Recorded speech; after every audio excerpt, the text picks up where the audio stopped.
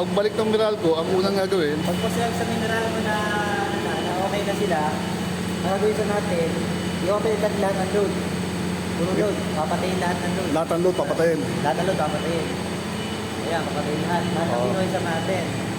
After sa natin mapatay lahat ng load, papatayin din sila ng genset. Papatayin ng genset.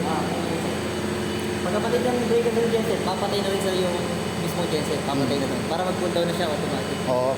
After sa mapatay yung genset, bubuti na sir.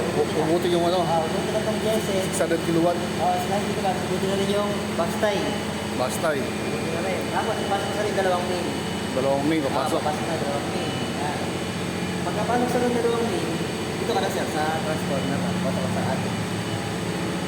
Bago sa papasok, pangunahin sir natin yung Ang unahin, disconnect, DS. unahin yung to close. To close. Ako.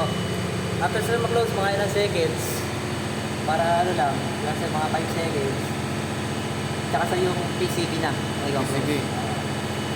Balik sa ngayon, magkakaroon na ng load yung transformer na malaki natin. Oo. After sa magkaroon ng load yung transformer na malaki, sa AO1 naman tayo sir, para masuntayin yung dalawang transformer na maliit. Oo. Balik ang close naman sa yung ano, Hindi ko close. AO1. Close. Pag na-close na yung AO1, sa AO3 tayo sir. Close na yung AO3, at saka close yung AO4. Balik sa yung dalawang transformer. Ito po isa na to, spare lang to. Ay, spare lang yan. Wala kang gagawin activity dito sa ano, Kahit walang gawin ang tinitino. sa spare outgoing. Tapos sa pag-okay na to, yung puno ko sa ano, main muna. Main. Main. Dalawang main. So, yun muna. Papasok. Pasok yung, nakapasok na isa kayo, di ba? Nakapasok na, tapos yun na lang. Dalawang main yun. Tapos, nakasunod yung isa-isa ka ng load.